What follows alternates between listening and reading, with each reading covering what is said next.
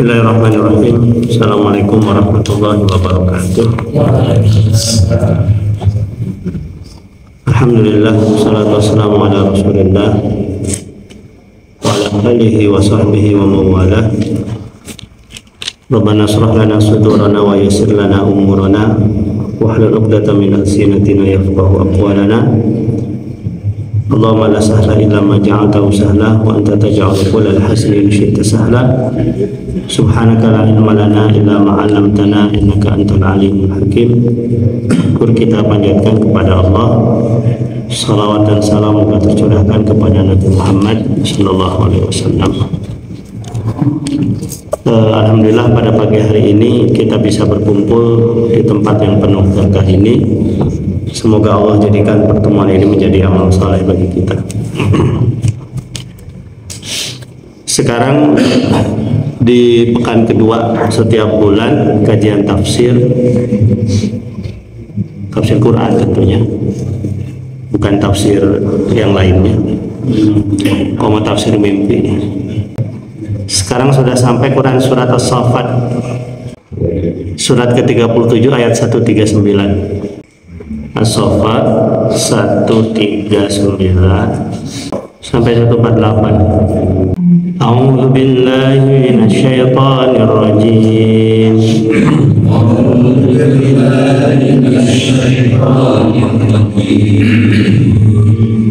Bismillahirrahmanirrahim.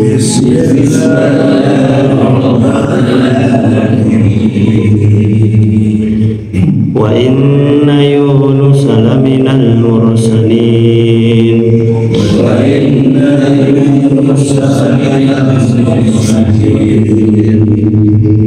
إذ أبقى إلى الفلك المشحون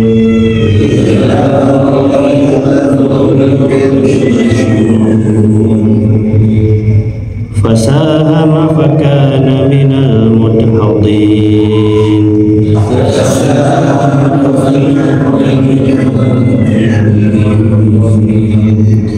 فالتقمه الحوت وهو مليم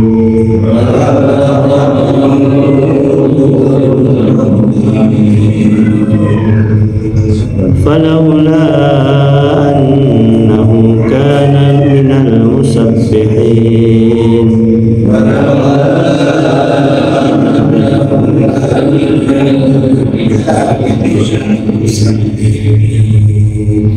للبث في بطنه إلى يوم يبعثون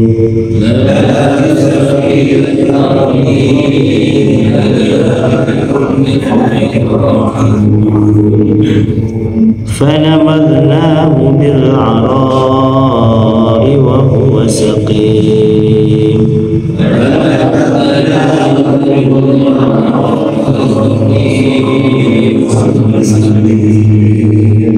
فأنبتنا عليه شجرة من يقطين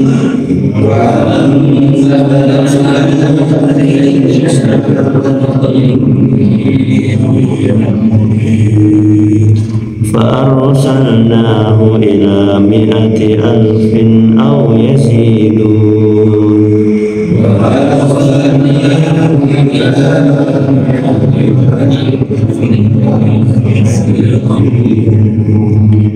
فآمنوا فمتعناهم إلى حين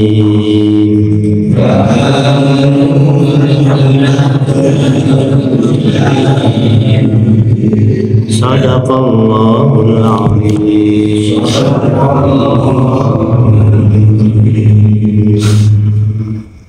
Alhamdulillah barusan kita baca, semoga Allah karuniakan kita keberkahan dengan bacaan yang kita bacakan. Ini ayat lanjutan daripada yang sebelumnya. Pada ayat ini Allah menjelaskan kepada kita kisah salah satu rasul daripada rasul-rasul Allah yang tercatat di dalam Al-Quran, yaitu Nabiullah Yunus alaihissalam. Itu nabi yang keberapa itu? Adam, Idris, Nuh, Hud, Saleh, Salah siapa? Yunus ya. Adam, Idris, Nuh, Hud, Saleh, Yunus. Itu Nabiullah Yunus alaihissalam.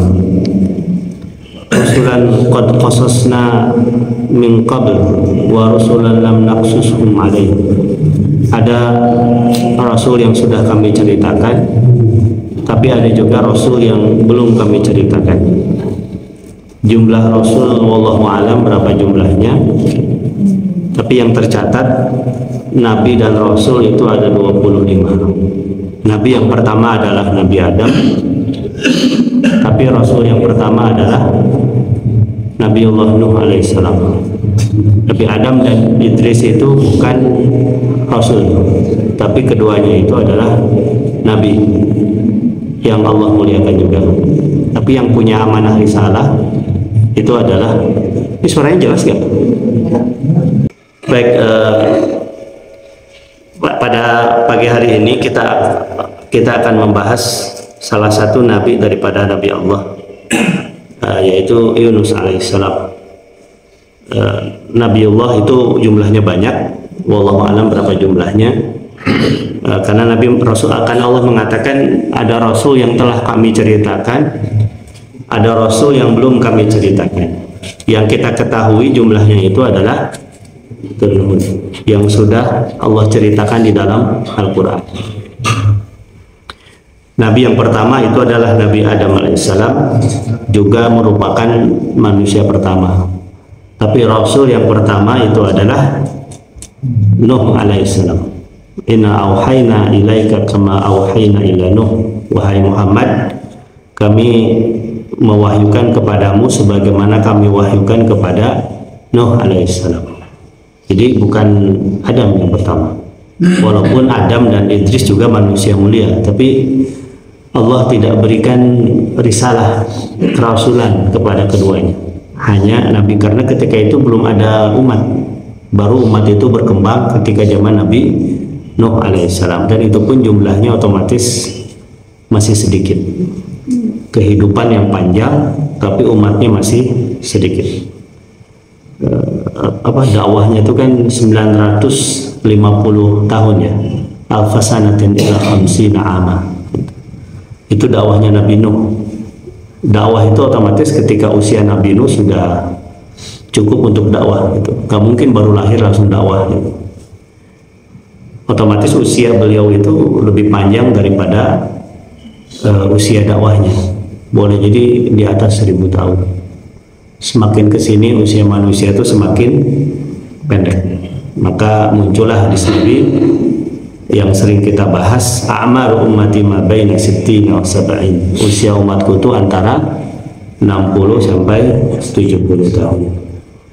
Wa aqalluhum ma yajuzu dzalika, sedikit yang usianya lebih daripada 70 tahun. Ada tapi sedikit. Contohnya di masjid ini sekarang yang 70 tahun ke atas kan jumlahnya sedikit. itu mengenai usia manusia. Nah, setelah Nabi Nuh ada nabi selanjutnya, dan sekarang nabi yang Allah catat dalam Quran surat As-Saffat ini adalah Nabi Yunus alaihissalam. Penegasan Nabi Yunus sebagai Rasul itu ini Allah gambarkan dalam Quran surat As-Saffat di ayat pertama yang kita bahas, yaitu 139. Allah katakan, wa inna Yunus, sesungguhnya Yunus. Yunus itu tidak ada artinya ya secara bahasa. Dan di Arab pun banyak nama-nama yang secara kata tidak ada maknanya. Kayak Umar, Umar itu kan tidak ada nama. Umar, Utsman itu kan tidak ada namanya. Kayak di kita lah, Pak John kan tidak ada maknanya. Tapi secara tersirat mungkin ada, tapi secara harfiah tidak ada. Secara tersirat harapan pasti ada. Di Arab pun demikian. Umar, Utsman, Hamzah, siapa lagi? Umar, Utsman, Hamzah, Tolha. Itu nama-nama yang secara harfiah tidak ada makna, tidak ada artinya, tidak ada artinya. Itu biasanya berkembang di wilayah tertentu, kayak di Jawa Barat nama yang populer apa? Asep. Asep, Ujang, Cecep, Udin. Kalau Udin itu biasanya penggalan dari Saifuddin, dari apa? Biasanya ada Arab, tapi kemudian dipendekkan jadi Udin gitu. Itu lumrah nama-nama yang berkembang di setiap wilayah gitu. Nah, sama juga dengan Nabi Yunus alaihissalam.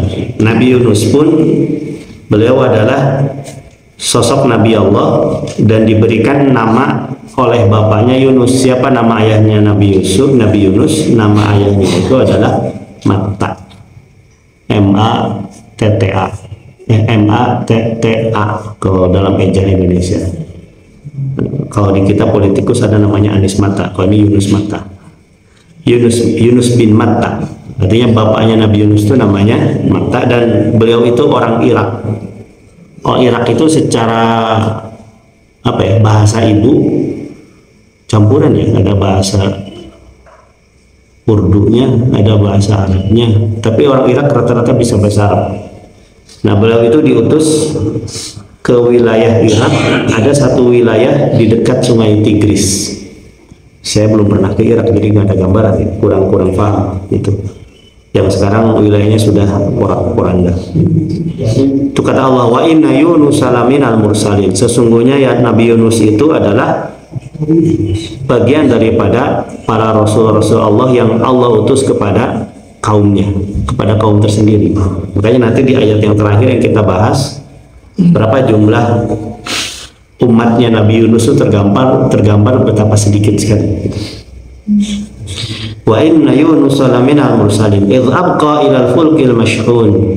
Ketika Nabi Yunus berdakwah, penolakan terjadi. Ini terjadi pada setiap nabi. Dakwah itu pasti ada yang menyambut, pasti ada yang menolak. Sehebat apapun juru dakwah, pasti ada yang menerima, pasti ada yang menolak. Makanya Allah tuh menasihati Nabi Muhammad, wa ma 'alaika illal balagh. Tugasmu itu hanya menyampaikan, gitu. Tidak untuk merubah. Kalau merubah itu ya urusan Allah. Tugas kita itu hanya menyampaikan. Nabi Yunus pun demikian, ketika berdakwah ada yang menerima, ada yang menolak. Nah, ketika menolak, penolakan banyak, Nabi Yunus kecewa, kesal kepada kaumnya. Maka kemudian ayat selanjutnya Allah katakan idh abqa ilal fulkil mashhun. Maka akhirnya Nabi Yunus itu pergi ke suatu perahu yang sudah siap berangkat di atas air ya, di laut. Al-mashhun, mashhun itu definisi macam-macam nih. Ada yang mengatakan mashhun itu yang sudah jadi tertempel oleh lem, itu mashhun. Jadi kokoh, tidak akan bocor. Itu Nabi Yunus alaihissalam. Jadi pergi meninggalkan kaumnya, tapi tanpa seizin Allah Subhanahu wa taala. Jadi mungkin jiwa manusiawinya muncul, dan semua nabi tidak lepas daripada jiwa manusianya. Ada rasa suka, ada rasa kesal. Makanya kalau Nabi Muhammad, kita lihat di Quran surat Al-Kahfi ayat 110 ya. Qul innama ana basyarun mislukum. Katakanlah Muhammad, sesungguhnya aku tuh manusia seperti kalian. Nabi itu suka lapar, suka ngantuk, suka apa lagi? Haus, suka lupa, nundutan. Itu namanya apa? Sifat karakteristik manusianya tidak lepas dari Rasulullah SAW. Suka lupa, termasuk ketika sholat juga Nabi pernah lupa kan rakaatnya. Tapi di balik lupanya Rasul itu ada hikmah, itu menjadi penjelasan hukum bagi kita. Oh, ternyata Nabi itu kalau lupa kemudian beliau sujud sahwi. Seandainya Nabi tidak pernah lupa ketika sholat, terus kita lupa, apa yang kita lakukan? Kan gitu. Kemudian itu caranya. Tapi di balik lupanya beliau itu ada hikmah, menjadi hukum tersendiri, dan itu pasti ada wahyu dari Allah ketika Rasulullah kemudian sujud sahwi. Tapi yang membedakan apa? Yuha ilayya. Tetapi aku diberikan wahyu. Ini yang jadi pembeda antara Nabi dengan manusia selain beliau. Nabi Yunus pun demikian. Di satu sisi beliau manusia yang mulia, Allah berikan risalah kenabian, tapi di satu sisi ada sifat manusia yang tidak bisa lepas dari beliau. Ada rasa kesal ketika melihat kaumnya ketika didakwahi tidak mau beriman. Maka lari idhabqa ilal fulkil mashhun. Maka beliau lari ingin pergi dari kaumnya, tidak kuat melihat penolakan dan tidak kuat melihat kemusyrikan. Tapi ini gambaran juga, gambaran manusia bahwasanya orang itu kalau terbiasa buruk tidak betah melihat kebaikan. Pun juga orang kalau terbiasa baik tidak betah melihat keburukan. Nabi Yunus itu baik, melihat keburukan ingin diperbaiki, tidak mau, lah tinggalkan walah gitu. Itu sifat makanya kan kata Nabi apa? Al arwah junudun mujannadah. Roh itu sambil saling keterikatan. Roh orang soleh itu pasti bertanya dengan orang soleh. Roh orang tidak soleh pasti senang gaulnya itu dengan yang tidak soleh. Makanya saya tuh tapi orang seburuk apapun orang melihat orang soleh pasti akan ada harapan ingin menjadi seperti dia, walaupun mungkin berat. Makanya saya kalau melihat Pak Gunawan itu soleh bisa betah sama Pak Gunawan. Itu mengenai apa? Mengenai sosok Nabi Yunus alaihissalam. Dia tidak kuat melihat kelakuan umatnya. Akhirnya dia pergi abqa ilal fulkil mashhun. Fasahama fakana minal mutahajjin. Tetapi ternyata si perahunya itu penuh. Sementara ombak kencang, maka otomatis perahunya itu goyang. Maka disitulah kemudian mereka berinisiatif melakukan pengundian. Siapa yang kalah maka tidak boleh naik perahu dan dicemplungkan ke air. Dan ketika diundi, salah satu yang kalah itu adalah Nabi Yunus alaihissalam. Gitu. Kalau dalam beberapa tafsir itu dijelaskan di antaranya itu adalah ini akibat daripada Nabi Yunus meninggalkan kaumnya. Langsung akibatnya Allah berikan, yaitu berupa tidak diberikan kesempatan untuk naik ke atas perahu. Maka otomatis Nabi Yunus lepas dari perahu dan jatuh ke perairan. Tetapi inilah manusia soleh. Walaupun demikian Allah langsung memberikan jalan keselamatan. Jalan keselamatannya itu faltaqamahul hut wa huwa mulim. Maka kemudian Allah menyelamatkan Nabi Yunus dengan datangnya perintah Allah kepada hut. Hut itu ikan paus. Dan ada hadis Nabi tentang hut itu keutamaan orang-orang yang mencari ilmu. Fa innal malaikah la yastaghfir lahu man fis samawati wal ard fa innal malaikah la yastaghfiru lahu wa man fis samawati wal ard hatta al hitan fil ma. Jadi keutamaan orang yang mencari ilmu itu, ini kalimat hud, kalimat ikan paus dalam hadis Nabi pun ada tentang keutamaan orang yang mencari ilmu.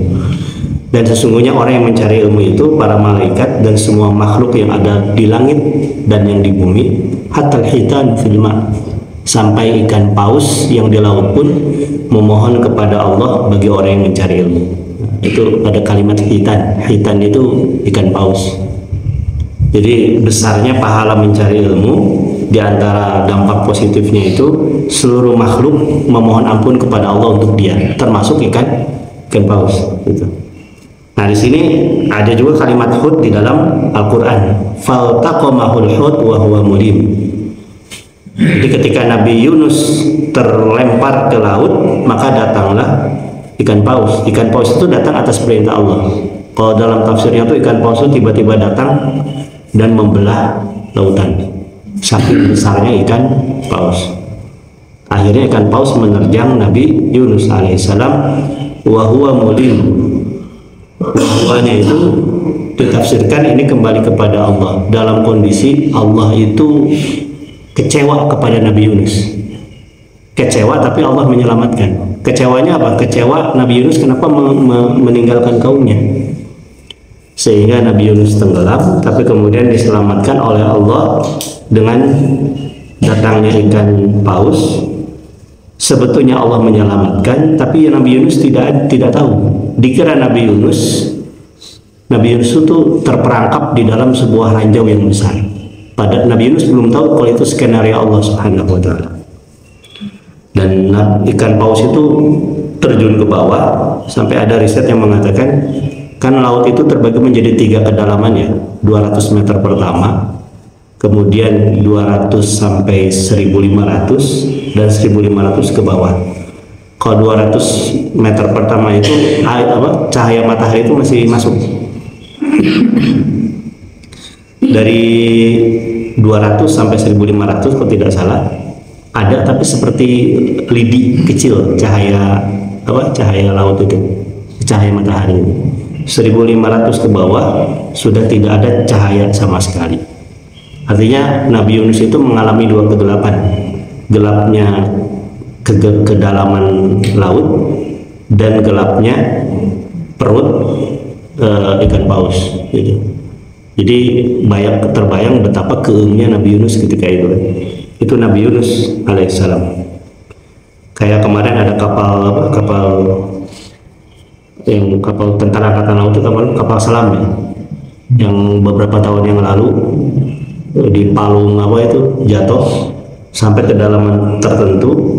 Itu kan diyakini oleh angkatan laut hancur kan si kapalnya itu. Betapa tekanan di bawah laut itu sangat tinggi gitu.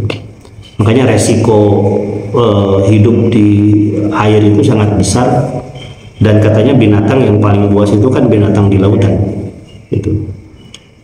Binatang yang di air itu lebih bahaya gitu. Buaya itu kan ular di laut bahaya. Buaya di laut di sungai ya itu bahaya, di muara bahaya. Itu buaya. buaya kalau di air itu masih setia, keluar dari air jadi buaya darat. itu mengenai. Kemudian binatang lainnya yang di laut itu berbahaya, kalau di darat itu sekejam apapun bisa terdeteksi. Nah itu kehidupan di bawah laut gitu.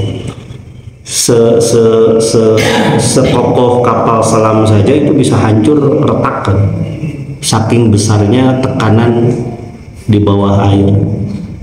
Tapi kalau ketika kasus kapal itu jatuh itu kan penjelasan dari angkatan itu kan jelas ya. Jadi dijelaskan gimana kehidupan di bawah. Tapi tetap saja sekeras apapun kehidupan di bawah laut, Allah ciptakan binatang yang kuat di bawah. Itu maha suci Allah ya. Setiap wilayah di bumi ini, di alam semesta ini, ada saja makhluk hidup yang bisa hidup di habitatnya gitu. Nah ini Nabi Yunus otomatis keung ketika itu. Di satu sisi bawah laut yang gelap, tapi di sisi lain juga beliau gelap di bawah dalam kondisi gelap perutnya ikan paus. Tapi ternyata di tengah kegelapan tersebut Nabi Yunus banyak berdoa kepada Allah. Doanya apa? Fanadathu rabbahu ya Allah. Fanadat rabbahu alla ilaha illa anta subhanaka inni kuntu minadh dhalimin. Makanya di sini ayat yang selanjutnya, falaula annahu kana minal musabbihin lalabisa fi batnihi ila yaumi yub'atsun. Kalaulah sekiranya Nabi Yunus itu tidak termasuk orang-orang yang gemar bertasbih, gemar berzikir, lalabisa fi batnihi ila yaumi yub'atsun, maka Nabi Yunus itu niscaya akan berada di dalam perut ikan paus sampai hari kiamat, sampai hari kebangkitan. Artinya tidak selamat. Sehingga Ibnu Katsir itu kalau tidak salah menafsirkan Nabi Yunus akan hidup di laut, di perut, akan meninggal di perut, dan otomatis tanda petik makamnya pun di perut sampai nanti hari kebangkitan. Tapi apa yang menyelamatkan? Karena beliau gemar bertasbih. Ini kekuatan zikir. Dan zikirnya itu Allah jelaskan dalam Al-Quran, fanada rabbahu alla ilaha illa anta subhanaka inni kuntu minadh dhalimin. Jadi zikirnya itu adalah la ilaha illa anta subhanaka inni kuntu minadh dhalimin. Jadi kalau dalam kondisi sulit, dalam kondisi diuji oleh Allah dengan ujian yang berat, ini langsung diajarkan kita oleh Nabi Yunus zikir yang bisa menyelamatkan kita. La ilaha illa anta subhanaka inni kuntu minadh dhalimin. Itu Nabi Yunus. Dan Yunus alaihissalam akhir bulan baca ini la ilaha illa anta subhanaka inni kuntu minadh dhalimin gitu kan. Pasti cepet tuh tanggal 1 diselamatkan oleh Allah subhanahu wa ta'ala. Pokoknya mah akhir bulan tuh datang segala penyakit gitu. Ya, setelah itu baca doa ini diselamatkan oleh Allah. La ilaha illa anta subhanaka inni kuntu minadh dhalimin. Sebetulnya bukan hanya zikir ini, zikir yang menyelamatkan itu. Contoh hadis Nabi, man lazamal istighfar, siapa yang membiasakan istighfar, ja'alallahu min kulli hammin faraja. Allah jadikan dari setiap gundah gulana, kesulitan, faraja, jalan keluar atau jalan kebahagiaan. Wa min kulli dhiqin makhraja, dan dari segala kesempitan jalan keluar, solusi. Itu Nabi mengatakan man lazamal istighfar. Itu diawali dengan kata lazama. Lazama itu mulazamah. Mulazamah itu kalau istilah di mahasiswa ketika dulu tuh ada istilahnya mulazamatu syekh, membersamai guru. Nah ini kalau kalimatnya istighfar, mulazamah itu artinya selalu membiasakan diri beristighfar, tidak bisa lepas. Wajar Nabi saja kan yang lepas dari dosa satu harinya istighfar 100 kali lebih gitu. Gak siapalah kita gitu, yang dosanya belum tentu diampuni walaupun penuh harap diampuni, maka istighfarnya harus lebih banyak daripada itu. Jadi urusan istighfar itu bukan hanya pengampunan dosa, tapi juga ternyata kemudahan hidup. Dan itu pun diantara yang diajarkan Allah kepada Nabi siapa? Nuh, supaya Nabi Nuh mengajarkan kepada kaumnya. Quran surat faqul tastaghfiru rabbakum innahu kana ghaffara. Ya surat Nuh.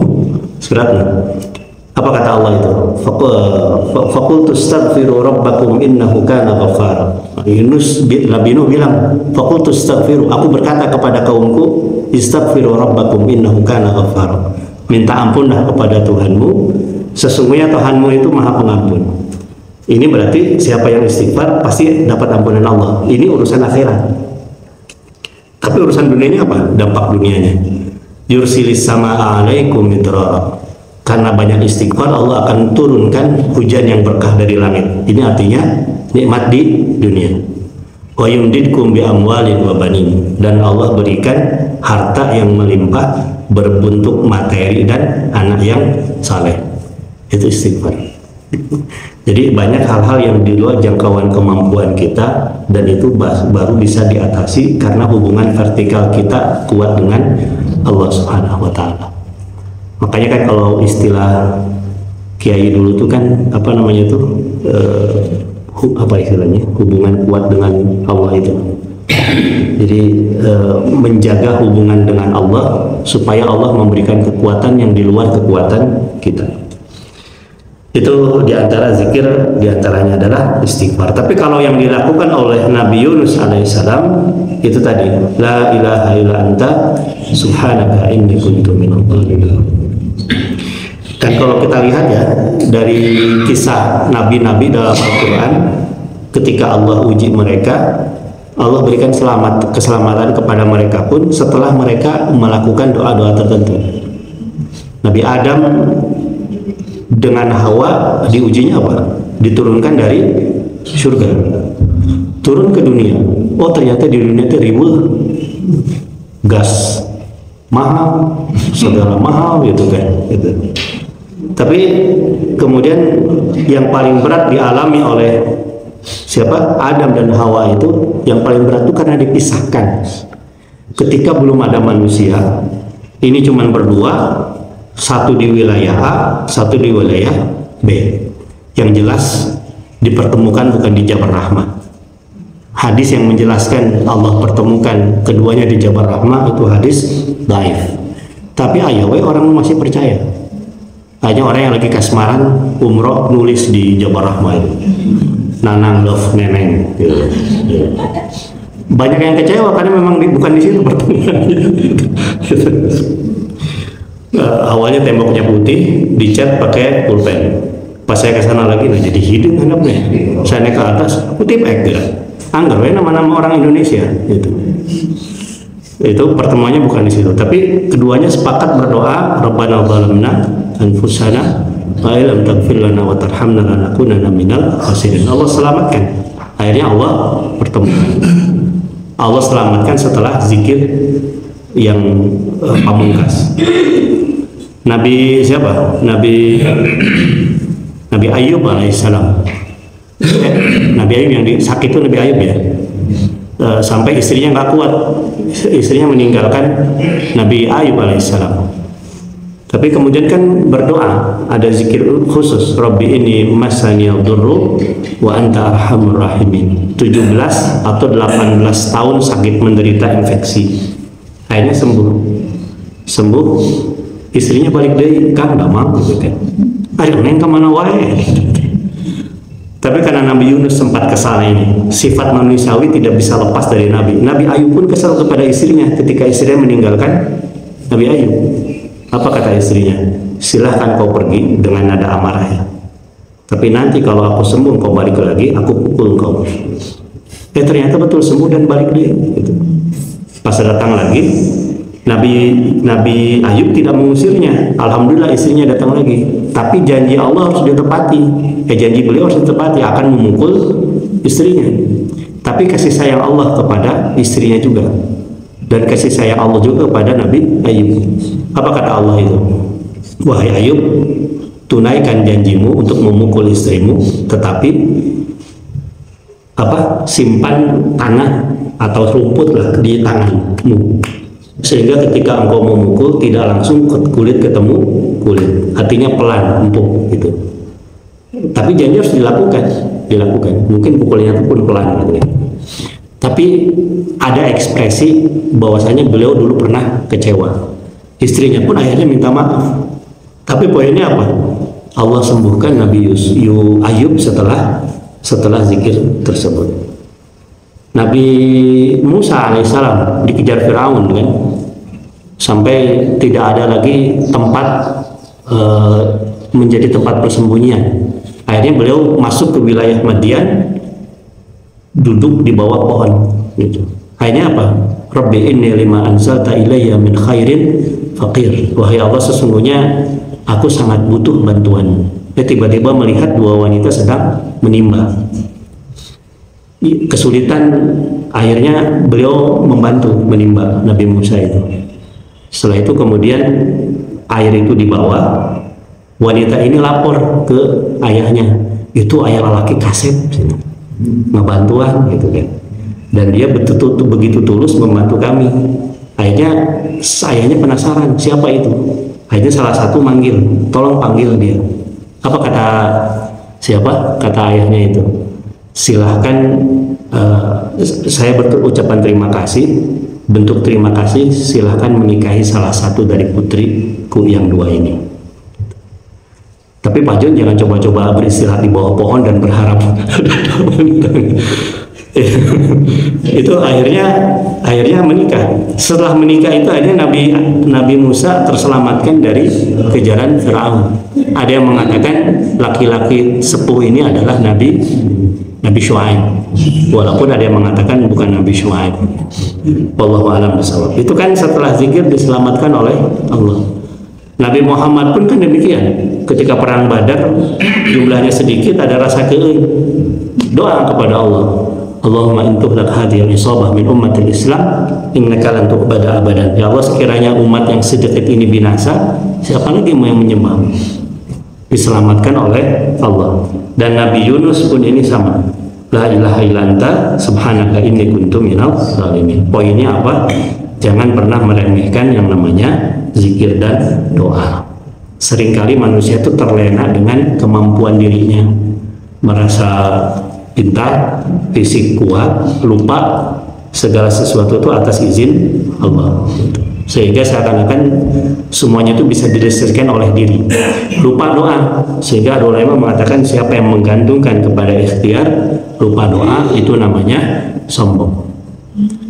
Tapi sesiapa yang mengandalkan kepada doa tapi tidak ikhtiar, itu namanya konyol. Karena sesuatu tidak datang tiba-tiba dengan doa, butuh dengan ikhtiar. Makanya ketika ada seorang lelaki yang tidak bekerja, hariannya hanya di masjid saja. Beda kalau kerjanya di masjid ya. Tapi ini bukan sebagai pekerja di masjid. Dia seorang jamaah di masjid, tidak mau mencari nafkah, nggak doa, Allah marzukna, Allah marzukna. Umar datang. Nah, naonan ieu, kata Umar. Kata dia, saya sedang memohon kepada Allah, meminta rezeki. Apa kata Umar? Arizqu la yanzil minas sama. Rezeki itu tidak turun dari langit. Makanya kan apa dalam Quran surat Al-Jumu'ah itu, fa idza qudiyatus shalah fantashiru fil ardh. Ketika sholat Jumat itu zikir, mohon kepada Allah, minta kemudahan, tapi doa itu juga harus direalisasikan dengan ikhtiar. Maka kalimatnya fantashiru fil ardh. Lala bisa fi batnihi ila yaumi yub'atsun. Kemudian kata Allah, fanabadnahu bil ara wa huwa saqim. Nah, akhirnya Allah mendengar doanya Nabi Yunus, sehingga akhirnya ikan paus ini melemparkan Nabi Yunus sehingga keluar dari perutnya dan terdampar di sebuah wilayah yang bil ara, wilayah yang kering kerontak. Wa huwa saqim, dalam kondisi sakit. Nabi Yunus itu sakit ketika keluar dari Yunus. Terbayang perjalanan yang berat. Kita pun kalau habis perjalanan dari satu kota yang ke kota yang lain dalam jarak yang jauh kan parado ya. Ini Nabi Yunus keluar dari perut ikan paus, ya pasti kondisi beliau kondisi sakit. Fa'ambatna alaihi syajaratan min yaqtin. Tetapi tetap kasih sayang Allah berikan perlindungan. Di wilayah yang kering kerontang tersebut Allah tumbuhkan pohon-pohon min yaqtin. Pohon labu ya. Labu apa labu? Labu ya. Labu, pohon labu. Kayak pohon labu itu naon? Ya pohon labu lah. Pohon labu itu. Kalau dalam tafsirnya itu pohon labu. Sehingga yang awalnya kering kerontang, akhirnya beliau bisa hidup. Nah, di tempat yang wilayah tersebut, Nabi Yunus teringat lagi risalah kenabian. Akhirnya Nabi Yunus berdakwah lagi. Fa arsalnahu ila mi'ati alfin aw yazidun. Maka kemudian Nabi Yunus diutus kembali oleh Allah untuk dakwah ke wilayah tersebut. Berapa umatnya? Mi'ati alfin aw yazidun, 100.000 atau mungkin lebih sedikit. Jadi umatnya beliau itu 100 ribuan, sedikit dibandingkan dengan umat Nabi Muhammad, yaitu seluruh manusia, bahkan termasuk jin. Jin itu umatnya Nabi Muhammad. Makanya kenapa qul uhiya ilayya annahu istama'a nafarun minal jinni faqalu inna sami'na qur'anan ajaba yahdi ila rusydi fa amanna bih. Persaksian jin yang beriman kepada Nabi Muhammad. Artinya jin itu umatnya Nabi Muhammad. Jadi betapa banyaknya umat Nabi Muhammad, manusia dan jin. Tapi kalau umat Nabi sebelum Nabi Muhammad itu hanya kepada kaumnya saja. Nabi Isa alaihissalam mendakwahi hanya kaumnya saja. Wa rasulan ila bani Israel. Artinya di luar bani Israel tidak ada kewajiban mengikuti Nabi Isa alaihissalam. Pun juga Nabi Yunus, Allah utus hanya kepada 100.000 atau lebih umatnya. Di luar umat tersebut, seandainya ada di wilayah lain, itu tidak ada kewajiban mengikuti ajaran Nabi Yunus alaihissalam. Mungkin ada nabi yang lain. Ini Nabi Muhammad SAW. Makanya wajar kalau Michael Hart kemudian mengatakan manusia yang paling berpengaruh di dunia ini adalah Nabi Muhammad SAW. Itu Michael Hart kan bilang gitu ya. Yang kedua adalah Nabi Isa alaihissalam. Dan yang ketiga adalah fisikawan tuh, Isaac Newton. Yang keempat adalah Gunawan. Itu mengenai Michael Hart gitu ya, yang mengatakan Rasul sebagai manusia yang utama. Lalu apa setelah mereka berdakwah? Fa'amanu famatta'nahum ilahin. Ternyata 100.000 yang didakwahi oleh Nabi Yunus alaihissalam, mereka itu beriman. Apa dampak dari keimanan mereka? Famatta'nahum ilahin. Kami berikan kehidupan yang baik. Seperti Allah catat dalam Al-Quran, man amina salihan min zakarin aw unsa fahuwa mu'min falanuhyiyannahu hayatan thayyibah. Orang-orang yang beriman laki-laki dan perempuan kami berikan kehidupan yang baik. Jadi baik itu jangan hanya diidentikan dengan materi yang bermewah, bukan. Anak yang saleh, jauh dari penyakit, ketenangan, itu pun diantara kebaikan, dan hanya Allah berikan kepada orang yang beriman. Wallahu a'lam. Baik Ibu dan Bapak yang Allah muliakan, ini kisah Nabi Yunus yang hanya beberapa ayat yang Allah gambarkan dalam Quran, tapi dalam penafsirannya para mufassirin menjelaskan cukup panjang. Wallahu a'lam bishawab. Ada yang mau menambahkan? Ya kan?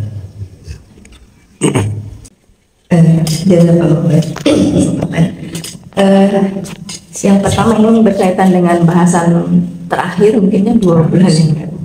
Saya masih mencatat dan mungkin belum sempat ditanyakan tentang keluarga Nabi Nuh, mungkin Nabi Lut, kemudian Asia gitu. Bagaimana kalau hal ini dikaitkan dengan istilah sekufu gitu? Berarti kan tidak sekufu mungkinnya antara Nabi Nuh dengan istrinya atau dengan istrinya gitu. Termasuk Nabi Lut dan Fir'aun. Nah itu konsepnya seperti apa gitu? Apa memang sengaja untuk jadi ibroh buat kita gitu ya? Atau pada waktu itu memang belum ada aturan sekufu mungkin ya? Itu kan zaman dulu. Nah itu seperti itu. Yang pertama. Yang kedua, kalau tadi kita lihat Nabi Yunus tanda petik melarikan diri gitu ya, meninggalkan kaumnya yang tidak patuh gitu. Apakah boleh hal ini menjadi, kita membacanya menjadi satu hal ya berarti wajar lah kalau kita sesekali keluar dari masalah gitu ya, kita lari gitu, karena Nabi Yunus juga yang Nabi bisa seperti itu. Apakah itu kesana arah bacaan atau jadi ya jangan diikuti gitu karena itu kan tercela gitu misalnya. Seperti apa kita membaca bisa ini. Kemudian satu lagi berkaitan dengan taubat ya. Kita kan ada kan hadisnya yang kulu amrin di Bali gitu ya, yang harus membaca basmalah di setiap itu.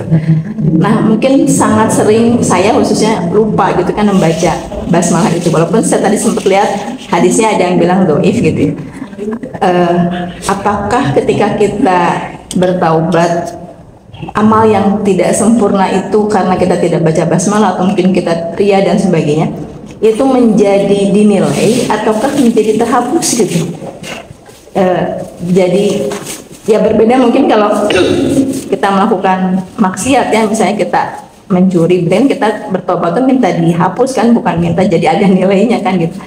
Nah ketika ketidaksempurnaan amal itu ketika kita bertobat apakah jadi hilang amal itu ataukah sebetulnya jadi kembali ada nilai yang kita sudah bertobat? Kan beda kalau sama orang kafir yang masuk Islam kan amal baiknya jadi ada gitu ya.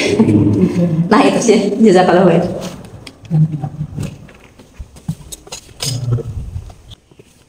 Dalam Al-Quran itu walaupun tidak eksplisit penjelasannya ya, tidak rinci penjelasannya tentang sekufu, tapi sebetulnya Allah tuh memberikan gambaran secara global dan halus ya, implisit ya. At-thayyibu la yanqihu illa thayyiban, at-thayyibu lit-thayyibat, orang yang baik laki-laki untuk perempuan yang baik perempuan, wal khabithuna lil khabithat, dan laki-laki yang buruk dari laki-laki untuk perempuan yang buruk. Itu kan sebetulnya gambaran kekufuan ya, sekufu pada aspek kesalehan. Secara tidak langsung ini tuh pun sebetulnya perintah kalau rumah tangga itu mau ringan, tidak berat, ya laki-laki saleh harus ikhtiar mencari perempuan yang saleh gitu. Gak kebayang laki-laki misalnya ya, laki-lakinya aktif di masjid, perempuannya ini karaoke sosialita dari gitu teh gitu kan. Itu atau kebalikannya, perempuannya ikut rajin pengajian, laki-lakina naon rajin ke tempat yang ya gitulah, gaulnya tidak jelas. Itu pun akan berat rumah tangganya. Sebetulnya di balik kalimat Allah at-thayyibuna lit-thayyibat, laki-laki yang baik untuk perempuan yang baik, itu isyarat perintah kepada kita mencari pasangan itu yang sekufu. Walaupun fitrah manusia, laki-laki yang buruk pun pasti ingin mendapatkan perempuan yang baik, itu fitrah.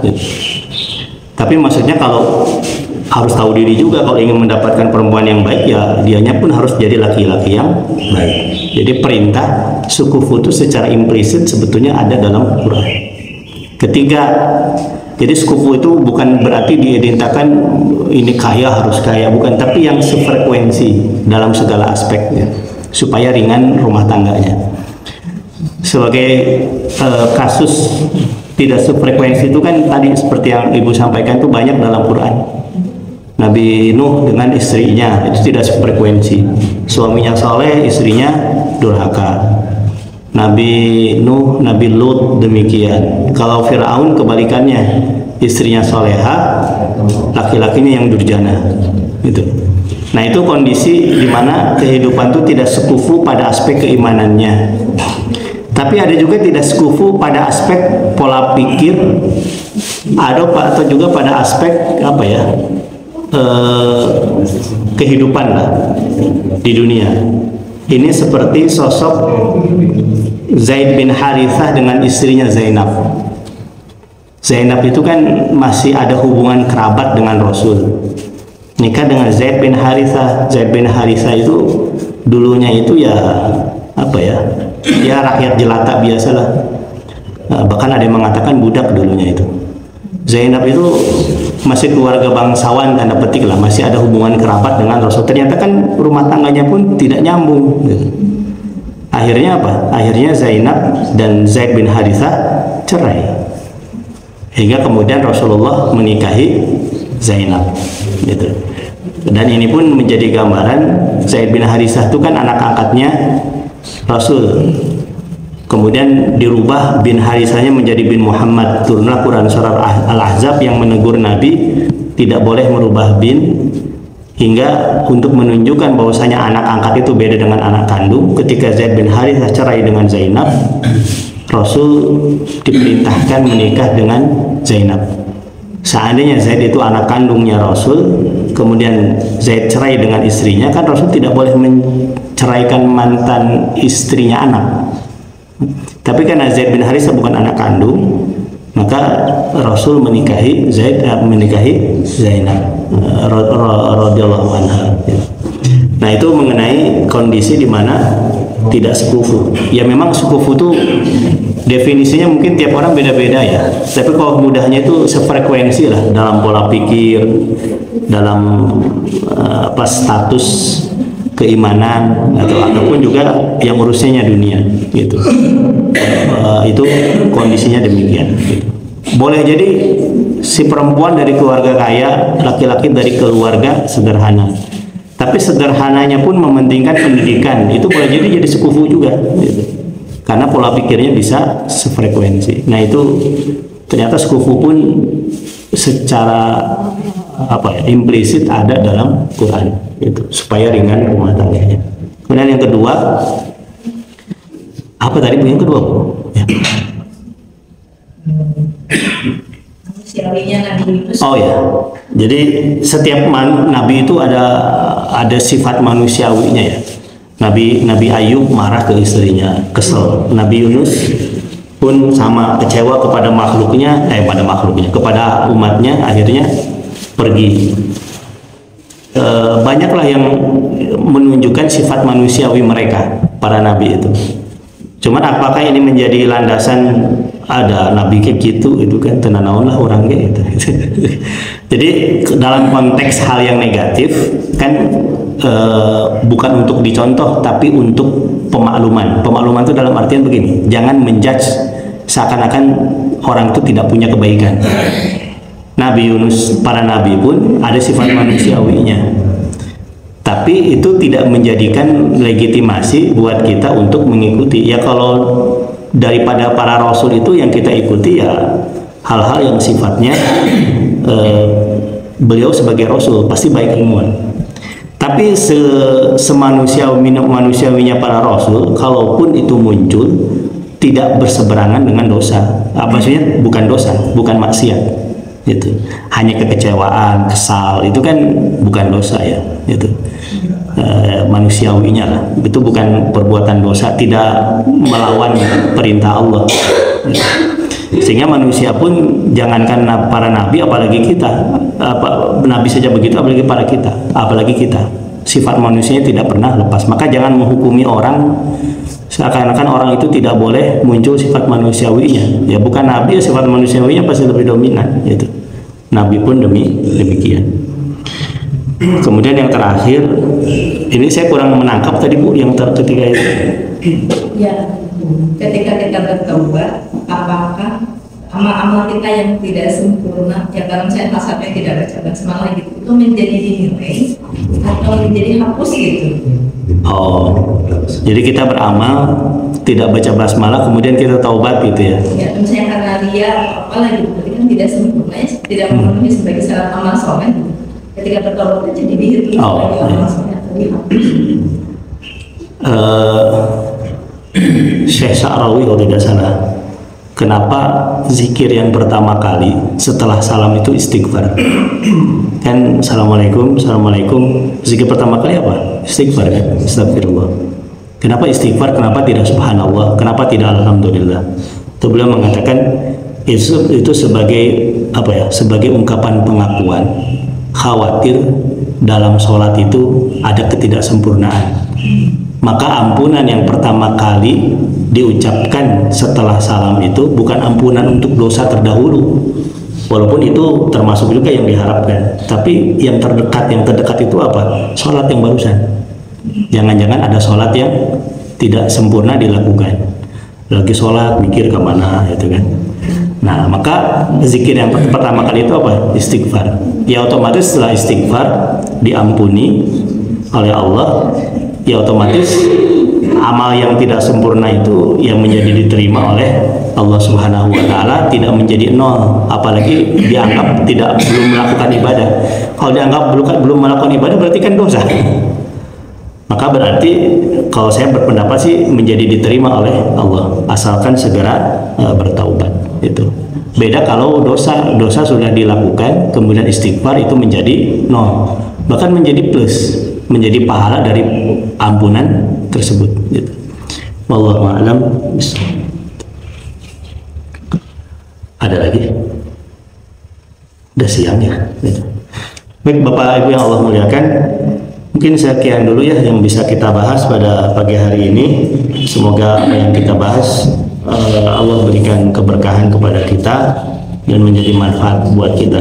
Rabbana atina fid dunya hasanah wa fil akhirati hasanah wa qina adzabannar. Subhanaka Allahumma rabbana wa bihamdika asyhadu an la ilaha illa anta astaghfiruka wa atubu ilaik. Assalamualaikum warahmatullahi wabarakatuh.